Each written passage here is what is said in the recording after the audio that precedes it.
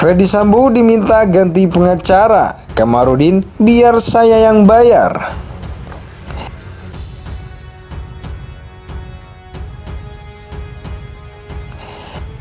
Tapi yang jelas kepada Sambo, kalau memang pengacaramu itu tidak membantu kamu keluar dari jerat hukum, ganti.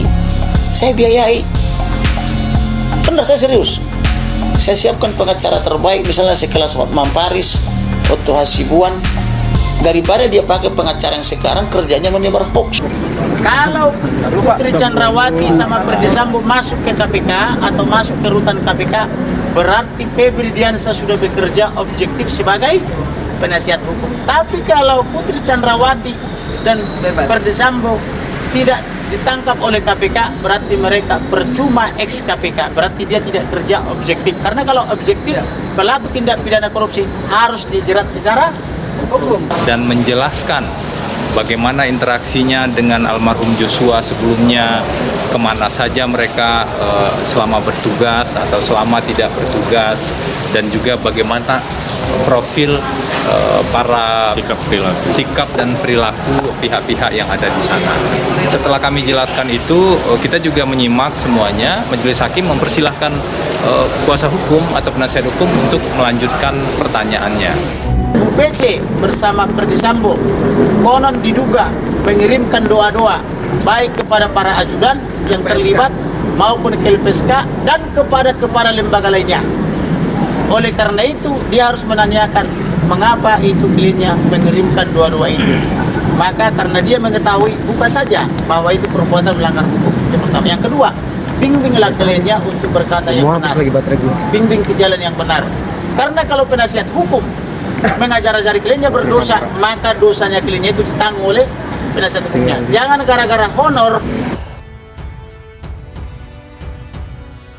Kuasa hukum keluarga Brigadir Nofriansah Yosua Huta Barat alias Brigadir J, Kamarudin Simajuntak, menyarankan Ferdy Sambo dan Putri Chandrawati untuk mengganti pengacaranya.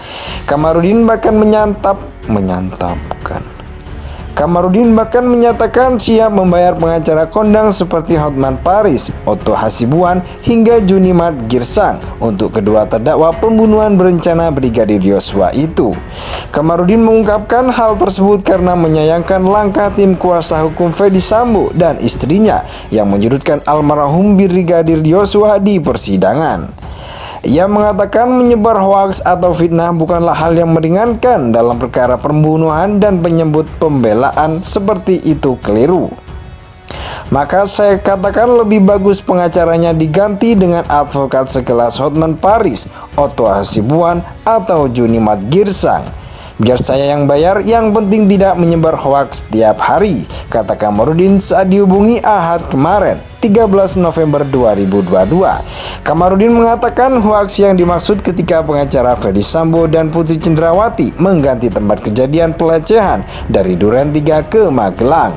Menurutnya, klaim tempat pelecehan berganti setelah Mabes Polri menghentikan penyidikan kasus dugaan pelecehan seksual atau SP3. Kemudian sekarang mereka menjelek-jelekan almarhum Yosua, itu kan cara keliru, ujarnya.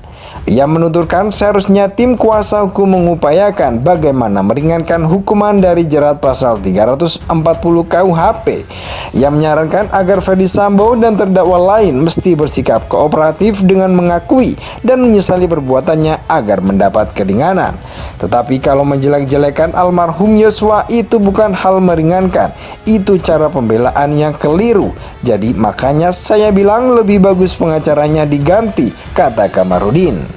Dalam persidangan sebelumnya, kuasa hukum dan para saksi yang dekat dengan Ferdy Sambo dan Putri Chandrawati juga memberikan keterangan yang menyudutkan Yosua.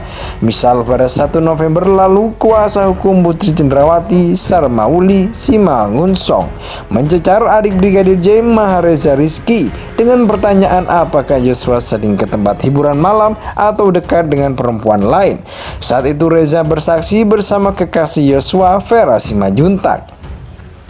Kemudian pada sidang 8 November lalu, sekuriti rumah Ferdy Sambo, Damianus Labakobam alias Damson, mengatakan Yosua sebagai orang yang pemarah atau temperamen.